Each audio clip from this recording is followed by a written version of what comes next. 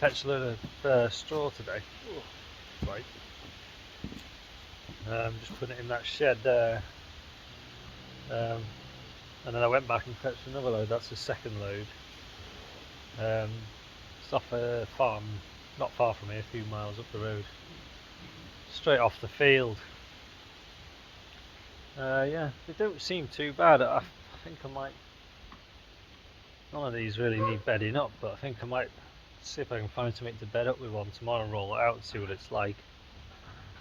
Because they're quite heavy, and I don't know whether they're heavy because they're tightly packed bales, or whether they're heavy because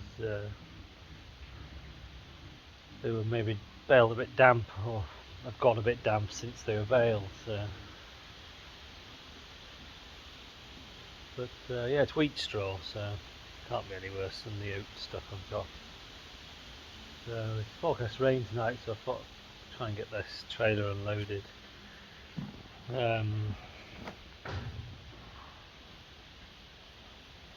Yeah, none of these cattle aren't really desperate to be bedded up, but maybe I'll go and put one down in the other shed with the calves tomorrow morning. Yeah, these cattle aren't very happy. They have actually settled down now. They've been eating up some of these heavy bales of hay that the last little bales that I tried to bale. I sorted through the stack, the trailer load, and pulled out anything that was heavy and sort of restacked it, because the stack, well, half of the stack fell off on the way home, and it was a bit wobbly, so I restacked it, put it away in the shed. Yeah, must be a heifer in here. I didn't realise. I thought I'd pulled the heifer out. One of these, I said a couple of days ago, one of these in here was a bit lame, and it was a heifer, and I thought, oh, it's getting mithered to hell and knocked its leg, but so I put it in here on its own with two little runty types just to keep it company, and it seems a lot better now. It seems to have perhaps recovered a little bit. I think there's just a lot of bigger cattle in that other group that are just riding it, and she's just knocked her leg. So yeah. Anyway, I'm going to unload this trailer and see what room's left in this shed once I do that. Hoping there'll still be just about enough room to park me header.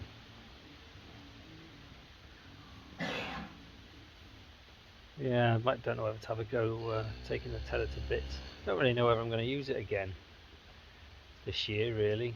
If we have a dry spell in 2 or 3 weeks, I might cut our silage fields again, in which case I might, if the ground's not too wet, I might chuck it out and let it dry for a day. So I do want to get it fixed, but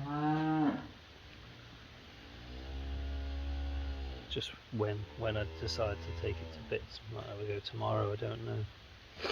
Anyway, I've got to leave room for it to go in this. Well, unless I put it in the new bit of the shed. But I did put back my trailer load of hay in that new shed, and it was raining the night. Well, a couple of nights after. 2 nights ago it was raining, and I stood in the shed, and not a single drop was blowing in onto the hay. So I was quite chuffed. But then the next morning I come in, and half the back of the trailer was really soaking. So the wind must have changed direction overnight, and it must have been dripping off the back of the shed and blowing in onto the hay. So a load of them got really wet, which was really annoying. So I think I'm going to have to really clad the back, or at least put some gutters on it.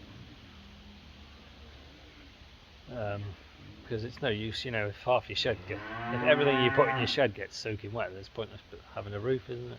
So yeah, we might have to clad the back before we start putting too much hay and straw in there. Anyway, right, I'm going to unload this trailer, and then yeah, I had a bit of a disaster. This, as you'd have seen in that clip, that purlin was in the way, so that So you can see the one I turned on its end was a bit tight getting it in there, and I dropped it. I probably, I don't know, probably knocked the roof sheets off, but I did get it in the end. It's just a little bit too high. That last roof timber is just a little bit too low for that back to put 3 high underneath. In hindsight, what I should have done was put 2 on their ends and turn the other one on its side and then push it up just in the 2 corners. As you start working your way down the shed to here, the shed gets higher up, and because the ground goes downhill. So I think after this next stack that I put in now will be all right. But yeah, and then I did have a go stacking them in the new bit, and in it there is a lot of room. If you put 3 high, there's room on top. There's probably 2, maybe 3 foot, but 3 foot's no use, is it? If you can't get a bale in, then you need 4 foot. So I thought, well, they might as well be in here in the dry. So anyway, rambling on.